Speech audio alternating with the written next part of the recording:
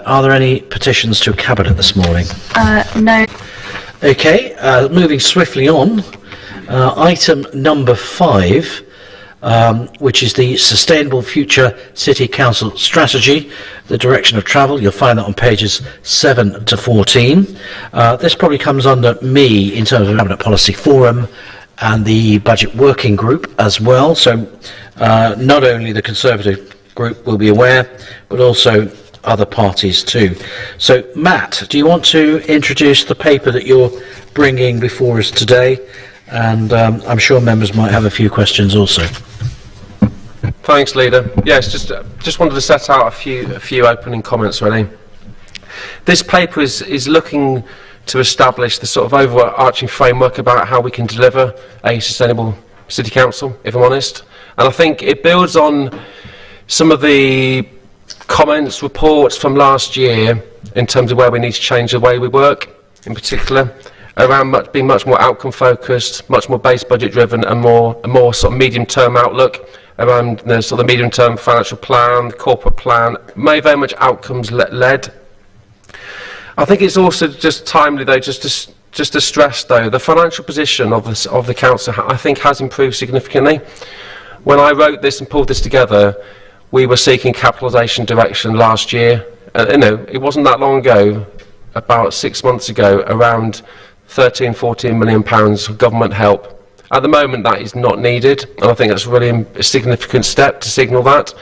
And I also just to stress, I think the city and the council has got a fantastic opportunity in terms of some of the economic, the changes, new university, the growth, business, investment in the city centre happening. There's absolutely loads going on. But I think having a good look at the way the City Council works, being much more outcomes driven in terms of looking at the culture and the ways of working with our staff, I think is in particular. We have some great staff, great teams working. They've really shown themselves through the COVID crisis.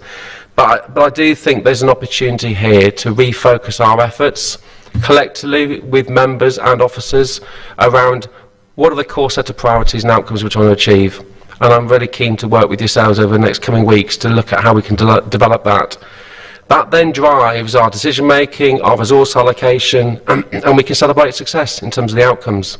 Because at the moment, some of those areas are not in place at the moment, and I think it's really important and timely, working with the improvement panel of how we can refocus our efforts accordingly. But this is very much around a new target operating model, very much a key, strong corporate core, strong governance, strong decision making, but very much creation of business units to be more agile, more outcome focused in particular, and that will have an impact on the shared services model we're working through with Cambridge at the moment, and we're due to share that with staff on Wednesday. And there's a report going to the Employment Committee in the next few weeks. But very much around that culture and design, having to look again at what are the key services that we want to deliver going forward for residents and business improvements being made on the back of last year's fairly critical reports, and I think we are working very collaboratively, cross-party, and with the voluntary improvement panel we have set up with central government. So I'm more than happy to take questions. Thank you. Thank you. I'm sure there were plenty of questions. In no particular order, Councillor Walsh was first out the traps this morning. Thank you very much. Yes, I'd like to ask a little bit more about the business units. I like the sound, obviously, that we're going to be doing things in a business-like way. I like to think that we always have done and we always will do. But how specifically will they interact with directorates and the directorate teams? Is this a split between strategic, operational and commissioning? Thank you. No, it's a good question. It's a new term. Don't read too much into the word business, but at the moment I'm looking at the corporate leadership team made up of executive directors and corporate directors. For me, it's that layer below in terms of those creation of the key business units to help deliver the key services that we need for the city. So they have a combination of strategic and operational responsibilities. My view at the moment largely probably headed by a service director, so there'll be a single accountability, single role, and what I've looked at across the various structures across the organisation at the moment, there are lots and lots of different teams and functions, and I'm trying to, if you like, get a simpler view of the organisation and where that accountability rests. So if I look at things like property at the moment, I've probably got about 3 or 4 ambitions which has been set politically. Does that make sense? Yeah. Thank you very much. So, Andy Coles is next, please. Thank you, Leader. I think we're almost out of the pandemic and all of the pressures that we've been working under. I've certainly felt the pressures of working on the 22-23 budget and been really heads down, eyes down. But I really welcome the fresh thinking that we can now have, and we can look ahead and get our heads up in developing a sustainable future City Council framework. But the pressures have been there, and we know there are challenges ahead. So can you give me reassurance that this work addresses all those challenges and the opportunities that you've talked about that have been identified by the LGA and other government reviews that we've had? Thank you.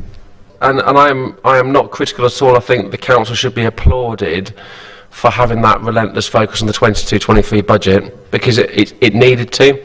You know, there was as the paper signals, a significant financial gap. And actually, you might think, right, let's look at all the long-term issues and outcomes, but actually I've got a real pressing issue right now we need to sort. And I think we've worked collectively across parties and through the CLT and Cabinet to try and get a real grip of that. I know it was tough areas. So I think, I'm assuming in this paper we have fixed the 22-23 budget. It's then signalling fresh thinking. How do we can't keep doing that year on year, is the message I'm picking up. And this paper has been developed by a number of contributions from people, partners, the county, etc. But it's actually, how do we want to work going forward? And so for me, what I'm emphasising is a much more corporate plan, corporate strategy type approach. What are the key sort of priorities that we're trying to achieve? And that comes from yourselves in terms of your ambitions, but at the moment we're not clear on what those are, apart from the initial work we did around the budget. So it's signalling, what are those? Are they well understood, engaged with staff right throughout the organisation? What's the role of partners? What's the role of the City Council in delivering some of those? So it's not always about us taking the lead. It might be, what's the Council's role in facilitating that level of change? We talk around early help and prevention. You know, there's the voluntary sector has a key role. COVID has shown that. You know, we provide the mechanisms, but crikey, didn't the voluntary and community sector step up in leaps and bounds? So that's really important. So it's taking a very conscious effort of looking at where do we want to be in the next sort of 3 to 5 years? How do we channel our resources into some of those agendas? And I've also signalled in the paper there are some areas where I think we've cut it a bit too hard in terms of the budget. You know, things like the economic development, planning functions, these are all key areas which we are looking at closely at the moment, because you need strength in there and capacity in there, and things like workforce development and change. You know, you need to get that balance right, and that isn't about statutory provision, that's about what we want as a City Council and what you want as elected members. So I think, for me it's that medium-term look. It does address the medium-term financial plan without a doubt. This needs to be directly aligned with this work, and it is. Work has already started in terms of developing from a bottom-up, you know, a base budget-driven approach around our outcomes. So that's absolutely critical. Getting a clear sense of our outcomes over the next few weeks. John Howard, please. Thank you, Leader. This is a really interesting paper, I have to say, really good. But what do you think are the main challenges in delivering this strategy? Do you think there is any challenges in delivering this strategy? Thank you. I think there's a number of challenges. I think the cross-party collaboration I've talked about, I think, has been really strong. That has to continue to get a grip of the situation facing the City Council. So this isn't about party politics, this is about understanding what are the ambitions, what are the challenges, what are the opportunities. And I really stress, I think Peterborough has a real opportunity now. You know, there was loads happening across the city. You know, new university for a start. You think, right, what's the role of the City Council in maximising the impact of that for the city? Places like the council, and Peterborough because of our financial stresses. We are not the only ones across the country like this. There are plenty nationally. And I think the model that they've put in place for Peterborough, I think, is a good one. That voluntary, that improvement panel. We have an improvement panel, probably the highest calibre panel in the country, made up of ex-chief execs and directors of finance, giving us support, direction, and sounding boards, etc. And I think that's really powerful. So I think the direction of travel is strong. This is not a quick fix that I can just suddenly, collectively through CLT, we can fix this in 3 months. Some of these issues are quite long-standing, but I think the opportunity, though, is I think there's a real will to change and a will to improve, which I think is really powerful optimism of providing that sort of sense of direction, fresh thinking, new ideas. And I want that innovation, new ways of working to come throughout the whole organisation. This isn't just a sort of cabinet, a CLT view of the world. This is about how we work in terms of the City Council and encouraging that fresh way of working. And finally, the only person I have left on my list at the moment is Councillor Steve Allen. Thank you, Leader, and thank you, Matt. Councillor Howard was right to acknowledge this paper being very interesting, should I say. And you, Matt, are right to acknowledge that in developing the proposed corporate strategy to ensure it's fit for purpose. Absolutely. The improvement panel for members' interest, we meet monthly, informally. They also give a number of us, whether it's myself, Fiona, Cecilia, Charlotte, Black and others, ongoing support, that opportunity to engage, discuss, share ideas, share challenges, share issues, etc. So yes, this paper has been shared with the improvement panel formally at the last panel. It has been shared with a range of audiences to get that thinking and shared ownership, which I think is really important. And I'd stress, whilst I've come in as a fresh pair of eyes, this isn't just my thinking, this is the collective effort across the organisation. And I praised the improvement plan that was in place when I started, which set out a number of challenges and areas for attention around things like governance, culture, deep dive, service reviews, etc. We have been on with those and making a number of changes and improvements on the back of that, and I think that was a good, soundly based improvement plan, but it was primarily focused on the sort of 6 months, and I think it's an opportunity now to revisit some of that work.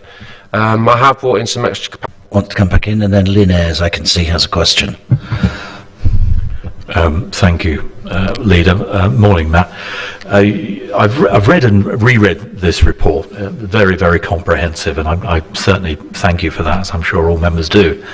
You've already mentioned and touched across cross-party working and relationships, and I was wondering specifically, I'd ask you about the role for members and how we can support them to understand what their contributions are towards a more sustainable and more workable council. Perhaps you'd like to touch on that. Thank you. Thanks, Peter. Yes, as part of the strand around governance and decision making, there's one particular area we are seeking support from the LGA, the Local Government Association, around how we can strengthen the role of member development in particular. And that's all about cross-party. It might be around having mentors, buddying, whatever. And we did a big debrief around the budget recently, and that came out and said we need stronger member development and support, cross-party. And I think member development can be a range of guises. Whether it's LGA reviews, it's expert seminars, whatever, access to other councils. As the improvement panel keeps telling me, lots of other councils across the country have had exactly the same issues. We do it exactly the same as directors. You nick ideas, you pinch best practice, you share ideas and reflections and thoughts, and I think as members you should be able to do that as well with other counterparts. It isn't just about going to the LGA conference and sharing your thoughts. You're right at the heart of democracy and decision making, and I think role of members have a really key role to play there. But I would stress, I think Andy mentioned it, is being head down 22-23 budget. Just lift your heads up and look at the opportunity in front of us and try and see that bigger picture would be my advice. I think many of you do that, but I think does that always happen on everything that we do? And probably not. It's understanding the wider picture and significance at stake here. Okay, there's been a flurry of people wanting to come back in now, as it sparks so much interest. Councillor Ayres and then Councillor Walsh. Len. Thank you, Leader. And thank you, Matt, because I've found this report extremely interesting too. But there was one area that I wanted you, if you wouldn't mind, just sort of developing for us a little bit more. And this is your Chief Executive Delivery Unit. And I rather wondered, he's talking about secondees from a range of areas, etc. What sort of level of people are going to be on that with you? And will they be running their other jobs, as it were, at the same time? Or are you going to, and in particular, the programme lead, is that going to be somebody already in the council, or are you actually going to recruit someone to that? Could you just explain to us a bit more about what that unit's going to look like? Thanks, Lynn. Yes, the delivery unit is largely a virtual unit at the moment. I have brought in a programme director role around that Sustainable Future Council work, who's worked across a number of different councils nationally.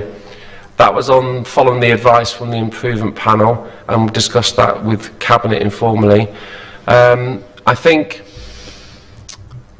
the paper highlights, I suppose, some issues around, needed to strengthen that, and I agree with that and discussed it with the corporate leadership team. But what I'm keen to do is develop the skills and expertise in-house. So it's bringing teams, staff, individuals on, and I have to work with what I've got. And if I'm really honest, I've been really pleased. So I've created a sort of multidisciplinary team to help guide and shape some of this work. So it's got somebody from comms, it's got people from the governance team, it's got somebody from the improvement, somebody from performance, somebody from HR. So it's almost, if you look at this paper, who are the key skills that I need across the City Council? And it's then thinking, right, this is the new day job, if I'm honest. So it isn't just about, it's a bolt-on. This is about changing the culture and the ways of working around decision-making, could be linked in with our structures, our business units, financial service planning, performance frameworks, etc. All need to be developed. And I want to do that in-house. Yes, I've brought in one person externally to drive that for 6 months. But ultimately, I would want to include that within the creation of these business units. So that Chief Executive Delivery Unit would be ultimately a business unit in the future, potentially. And that'll be up for discussion with yourselves. Okay. Thank you, Matt. I'm going to go to Councillor Walsh next, please. Yes, thank you for letting me have another question. It is really interesting, and I think it heralds a fundamental change in the way we're going to do things. What struck me when you were talking about member development, I think that's so important, because I think what's happening now is, and I recognise we're in Peterborough and I'm trying to be very careful in my words, but I think what's happening now, and it applies to all political parties, is that the party political agendas are overlaid too early on in what is going on. They're not based on in-depth knowledge. So, I can say that about all parties. People just simply don't know enough about some of the issues to consider them against their party political agenda and then express the view. It's coming too early. That development is going to lead to far better intellectual arguments on a political level in full council. And it will also, I think, enable members to focus also on issues that they haven't been focusing on. It tends to be, let's talk about the stuff that's easy to understand, rather than let's talk about the stuff that's really costly. What about adult social care? What about the health? What about the developing ICS? Let's talk about that. Let's debate that in council. Whereas it just tends to focus on the things which, well, anybody could grasp easily. So I see this as the beginning of a far better intellectual membership of the council and far better use of democracy. So, yeah, I'm very excited about it. Thank you. Great. Okay, I don't see anybody else. You want to come back? I just Yeah, thank you. I was going to wrap up. Yeah. No, just to comment on the sort of that intellectual arguments, cross-cutting in nature. I mean, I thought Cabinet had a fantastic debate last few weeks around the climate change agenda, for example. And I suppose as part of this work, this is an overarching framework around how we do business effectively. And we are looking at what sort of items should be coming to Cabinet for consideration. And I think there should be more of those cross-cutting type, like the integration, care and health agenda. Jyoti's bringing the health inequality work coming in shortly. Those are the sorts of agendas which are cross-cutting, impact on all of your portfolios, and I think there should be more of that. So we are looking at the balance of the sort of Cabinet member decision notices versus Cabinet, and have we got that balance right, question mark. But I think there are some areas where we do need giving you some of the detail, supporting with member development. You know, the budget process has been largely around savings as opposed to where do we spend 187 million quid. What outcomes do we get from that? Do you understand the budget detail, etc.? And that's come back from all parties. What they're saying is we don't fully understand it, and we as officers need to give you more support on that as members. And the budget process has been at quite a pace since January, and I think that's entirely understandable. But let's have a look at the process starting from next month, pretty much, is around development of a medium-term financial plan, the budget process, and outline, here's this business unit, if you like, going back to that question, this is how much millions of pounds it spends, these are the outcomes, these are our priorities. Do you agree? Does that look right? So that's where I think, you understand your local areas and communities very well. Does that tally with what we're trying to deliver here?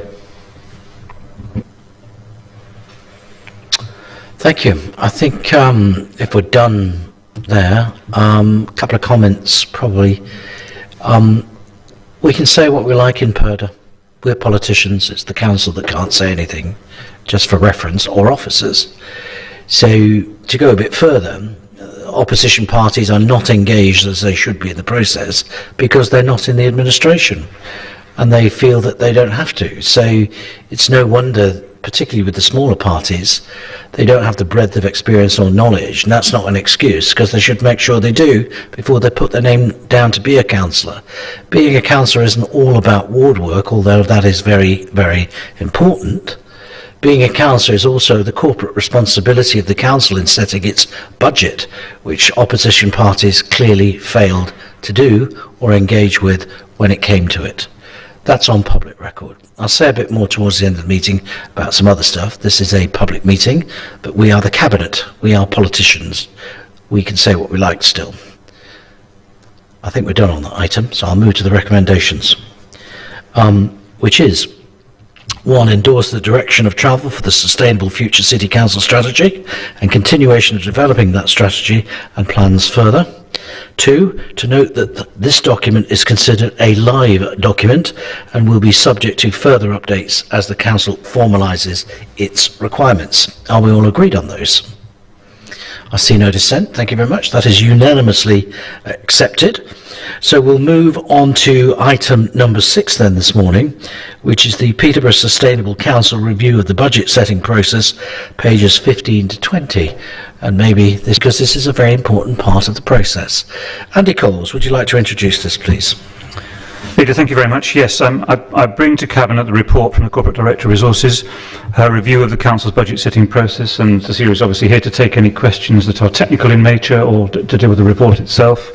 I've just got a few introductory remarks to make, and considering the remarks that have been made earlier, I think we'll all remember the frustration that we all felt when quite a few of the opposition members voted against the legal budget, and it really was quite a financial sustainability working group that was the outcome. But thankfully it went through on one vote, and that's great, because we now have a sustainable future for this 1 year, and we can now work towards a much more sustainable future over the next 4 years. I'd really like to place on record my thanks for the extraordinary effort that's been made by our senior officers and by our expert improvement panel in getting to where we are. Particularly, I'd like to pass on my thanks to the finance team, because they really led a whole process and worked really hard to very tight timescales to deliver this budget. And I think one thing that the report does recognise is that we need to have a longer, more professional approach towards budget setting, much more involvement with our opposition members, give them the time to understand what it is that's being presented to them, make sure that we have meetings that are regulated through a constitutional process, and to give them the opportunity to learn facts which clearly they don't understand about their responsibility for setting a balanced budget. So I'm really grateful that this report covers that. The second issue I'd just like to point out is to develop the Financial Sustainability Working Group into a much more effective model for garnering cross-party support in terms of how we go forward and pay for things. And I'm very pleased to hear what Matt said about the LGA support that will be coming for all members to be able to develop their abilities in terms of working out budgets. But I won't go on any further than that, but just to invite any questions to either myself or to Cecilia, who's here to answer them on the report and the 4 recommendations. Thank you, Leader. Thank you, Andy. Steve Allen was first. Thank you, Leader, and thank you, Councillor Cole. You've addressed the issue of the FSWG, Financial Sustainability Working Group. Is it the right vehicle? That's the question I would ask of you, Andy, because I know you put a lot of work into that particular participatory body. Can I ask you whether you think it's a worthwhile framework to achieve full participation and input from all political shades of opinion? Is it, in getting the budget process set, do you think it's the way forward? Thank you, Councillor Allen. The short answer is we need something like that to develop things, but what we did find, or certainly what I felt, was that there's some resistance from opposition parties from past experience, perhaps. I also felt they weren't particularly well prepared.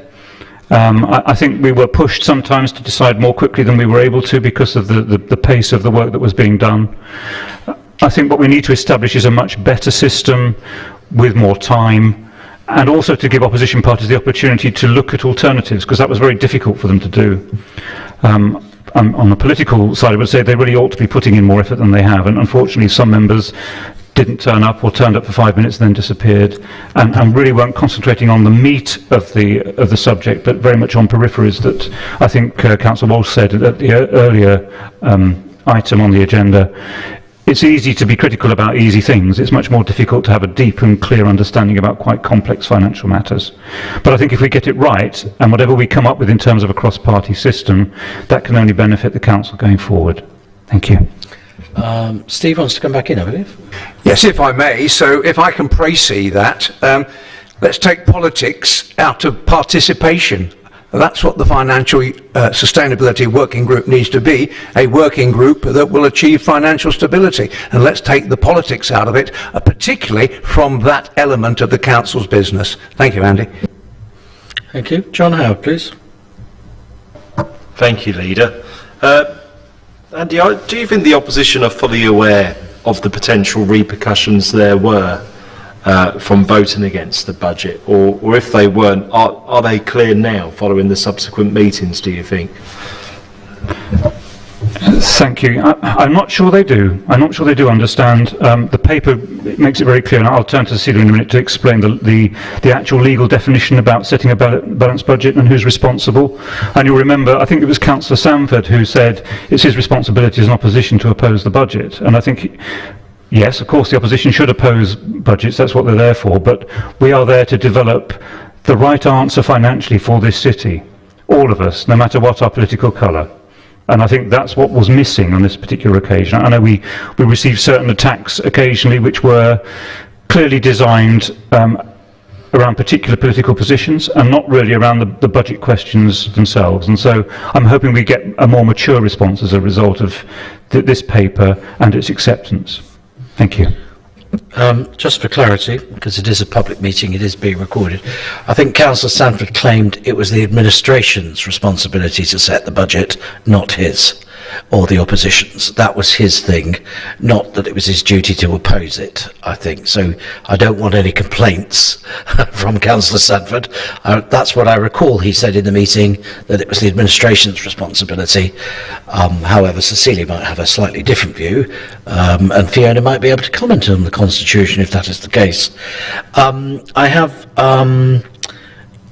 John Howard next. If I may, I did ask if Cecilia was... Oh, sorry, you want to come in now, Cecilia? That's fine. Perspective. I was holding back, Andy. But Cecilia, fire away on the points that have come out so far. Thank you. I'm not sure either that members completely understood the implications of not approving a balanced budget, which is what I tried to set out the implications in this report. I think we need to tighten up on how we process budget amendments, which is set out in this paper. It's a very rigid system, but it will avoid any last-minute surprises that we had this year. I think it's also important, if the opposition would like to present an alternative budget rather than one that everybody agrees to, that there is an alternative to vote for on the day. So hopefully this report is aiming to set out a more rigid framework, and we are working with Fiona as well, with the monitoring officer, to make some tweaks to the Constitution so it becomes a bit clearer. Did you want to add anything on the constitutional aspects, Fiona? As I did name check you. Thank you, Leader. Yeah, just to say that obviously this is a paper for noting at the moment, unless you want to change the recommendations, but you will need to make formal constitutional changes via full council in due course, just so you're aware of that. So you may wish to recommend these to full council, or you may wish to have a paper back in June setting out specific constitutional changes, which will then go to the following full council. Well, as there's a lot of work ongoing in the constitutional areas of the council's business, it might be something we can reflect on, because clearly Councillor Sanford is under the impression that it is not his responsibility, nor the council's responsibility as a collective, to set the budget. And I think he quoted the Constitution in the meeting and said it was ours, and solely ours. Okay, right. John Howard now then. Thank you, Leader. I did have a sort of follow-up, if that's all right. So what I wanted to know is, because the way the vote went was in effect a vote for direct government intervention. There wasn't an alternative budget at the time of the budget vote. But is there an understanding of what repercussions or what impacts government intervention would have? And do you think, if not, a paper should be submitted to illustrate to fellow members what government intervention would look like for non-statutory services? It's a really good question, actually. I'm not entirely sure whether the opposition members realised that would probably have led to direct intervention if we hadn't been able to set the budget on that note. Did they want that to happen? Did they think that would have been something beneficial? Well, I really hope that wasn't their view, because it wouldn't have helped anybody. And I think I mentioned on the night, again, I'm having to name check Councillor Sanford again, but I did say to him that the particular amendments he was interested in introducing, particularly issues around his usual favourite areas of climate change and of the climate emergency, that a lot of the things he was suggesting, they would not be considered, because what would be more important would be setting a clear, balanced budget, and it wouldn't give the opportunity of members here to influence the way that the budget is compiled if there was local government intervention. We would not be in a position to be able to make recommendations. I'm not entirely sure they understood that. I'm not sure whether it was just pure politicking that meant that they voted, or a large number voted against the budget. I don't know if that was the case, but we'll have to ask them why they did it. Irene Walsh, please.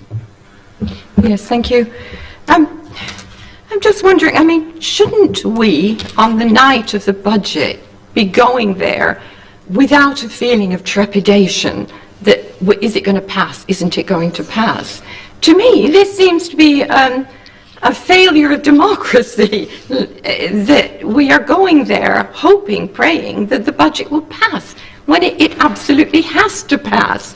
So if we are offering more training through the LGA to all members, if there is a framework whereby those members can sit in forums and discuss and present their ideas, and I talk about all parties, including ours, and that they have that chance to object at that level, then we have scrutiny of the budget. There's another chance to object.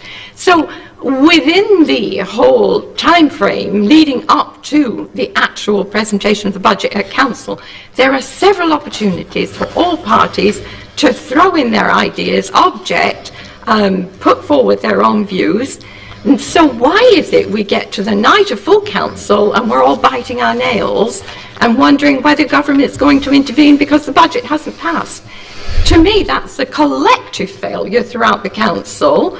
I would blame the opposition more than ourselves, however, because they have been invited, but somehow we have got to get them to the table to understand this is just as much their job as ours. And, well, it's been said, this is the challenge. But we shouldn't be going to full council meetings on the budget and saying, oh my goodness, and worrying about the mayor's casting vote, which way is he going to do it? My goodness, that's not the way to deal with such a serious issue as how the council's money, or how the council as guardians of public money are spending it.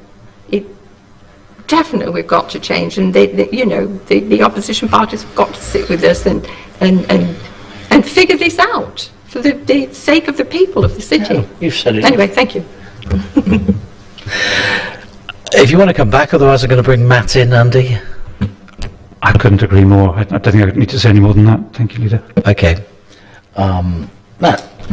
Thanks, Mike. Just on those comments around, I think the debate highlights the need for that member development bit, because actually, whilst the budget went through at 90 miles an hour in terms in January, and we were having weekly FSWG type meetings, it was difficult for people to respond and the finance team to push the information out, people to receive it, what's changed, etc. So it was very difficult circumstances, but we had no choice.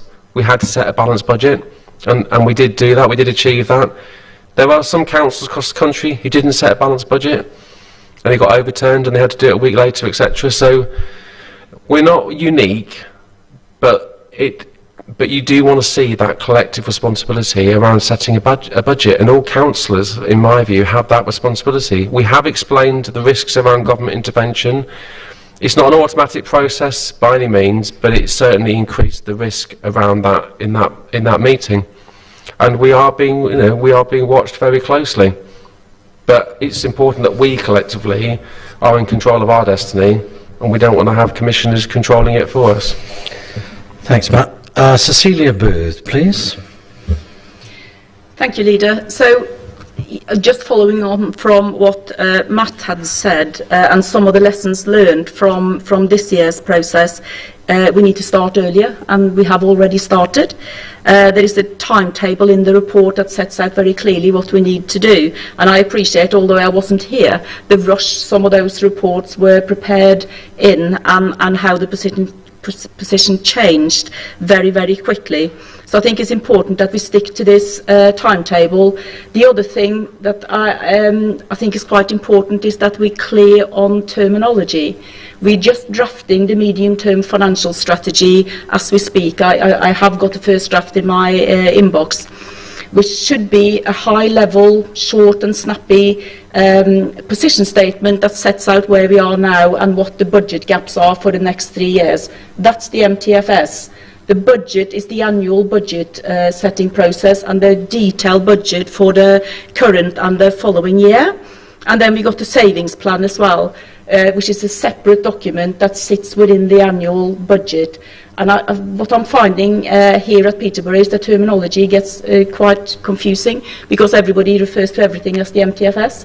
So we'll change that a little bit to make it clearer for members to have the 3-year or even 4-year view of what the budget gap is going forward and the detail of the budget that we have started setting for the 23-24 financial year.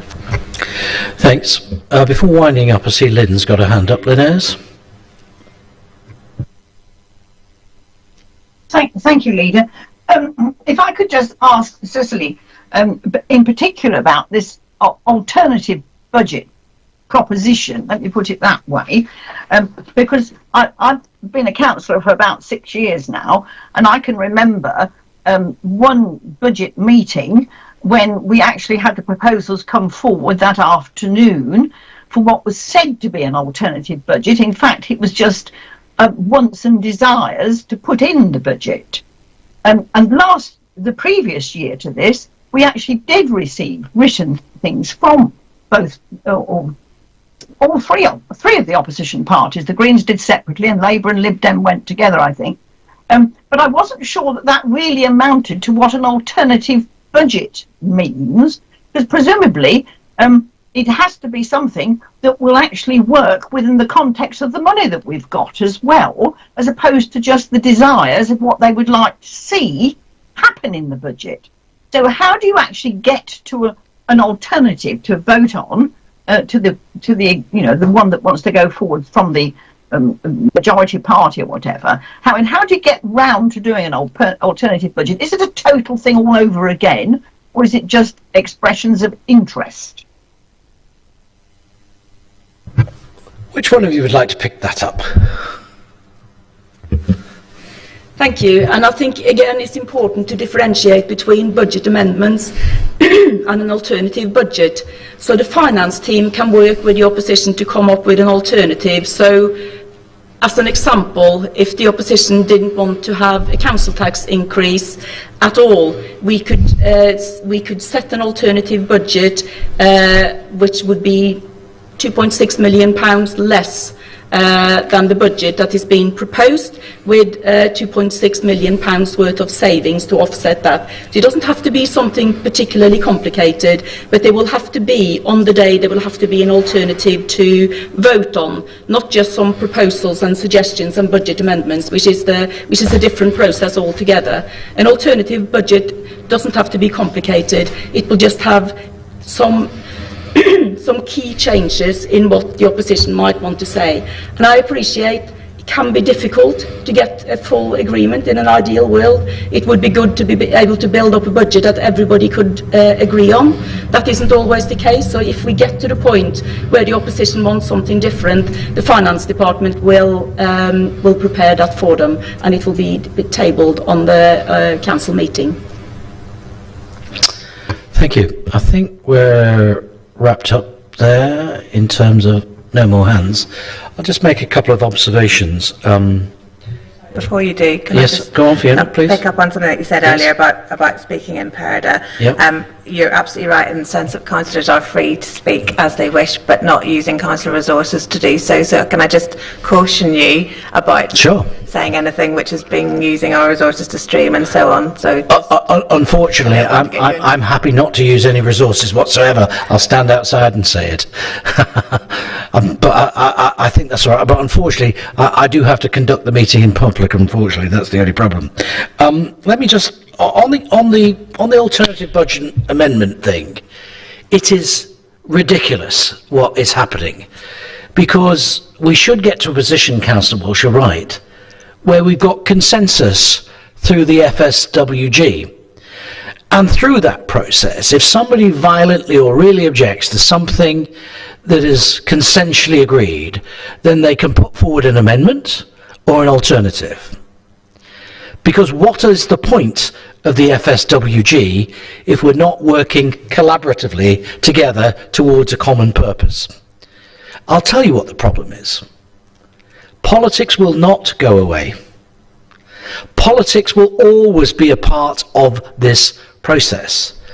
And I know from the peer review people that have spoken to me that they accept that too. So it's no point in trying to pretend that politics has no role to play here. And as we get nearer to the election every year, that's what causes the problem. Pathetic is the word that I would use to describe the opposition's contribution to setting a balanced budget when it came at the end of the day. Labour would never vote for the budget because they were playing politics. The Liberal Democrats, just their reasons for not voting for the budget, quote unquote, because you didn't carry out our amendments from last year, and it took you a year to work that out? That's just pathetic. And I'm sorry, the Greens, they shouldn't have even been at the table because they have no idea what they're talking about. And I'll say that in public. She's said enough about me, but the fact is you can't put your hand up and go, we don't understand the budget on the night of the budget. Because you shouldn't even be engaged in the process of the budget if you don't understand it. Or you should at least abstain, given the seriousness of the situation, about what the implications are of not setting a balanced budget. So that, in reality, is the truth of the matter. And yeah, I'm happy to work collaboratively, and I'll carry on as long as people want us to work collaboratively. But politics will get in the way. It's always present. So pathetic and irresponsible was my summing up of what happened in our budget setting process. And indeed, thank you to some common sense for those that decided to abstain or indeed vote for it. I was encouraged by Matt's words about we're on the road to recovery. We are on the road to recovery. And what I would say to people watching this, whether it's live now or whether it's on playback, is that you continue to support this administration on May the 5th because it's a positive, forward-looking administration, and I don't want this city to go backwards. And that's my view, and I'm sure you all share that view. Cecilia, I'd just like you, for the record, to say what your job is and what your responsibilities are here. Would you mind? So, the responsibilities of the Section 151 officer is set out in the local government legislation. And it's my responsibility to make sure that the council sets a balanced budget. And all the legislation is set out in the report here in Section 5. Did you want to go into... No, the only reason I ask, so if I ask you, is this council bankrupt, what would you say? No. Are we on the edge of bankruptcy? I think we have some difficult decisions to make. I'm being specific, by the way, because we are accused, or it's being reported in the press, that we have bankrupted or are on the edge of bankruptcy. I'm willing to accept that we have severe financial challenges, but I'm also saying, as the Chief Executive has said, our financial position is improving daily, and we're on the road to recovery. So my question is, your professional opinion, are we on the edge of bankruptcy? No, we're not. Thank you very much. That's it. That's all I needed to know. Not my opinion, not a politician's opinion, a professional opinion that's charged with the financial responsibility of this council says A, we are not bankrupt. B, we are not on the edge of bankruptcy. So let's clearly get that stated in the public domain, because the public have a right to know. We are taking this council forward to financial sustainability. That's the task that I've been tasked with, and we are tasked with, and the council collectively are tasked with. So all the good work we are doing, I do not want to see undone on May the 5th. And that's all I'm going to say in terms of why shouldn't we say that we're doing good things for this city. So I'll finally end with the recommendations, which is one, to note, the areas proposed for improvement following discussion of the budget setting process at FSWG on the 15th of March 2022. 2, the legal requirements for setting a balanced budget, which we've been through. Very important. 3, the new proposed process for the council budget setting meeting. And 4, the proposed timetable as well, equally as important, for developing the MTFS, medium-term financial strategy, and budget setting process for 23-24. Are we all happy to note and agree those? That indeed is unanimous. And I don't think we have anything else on the agenda this morning. So at just before 11 o'clock, well done everybody. Thank you very much. I'll close the meeting for today, and hopefully we'll reconvene in the new municipal year as a stronger, refreshed cabinet. Thank you very much.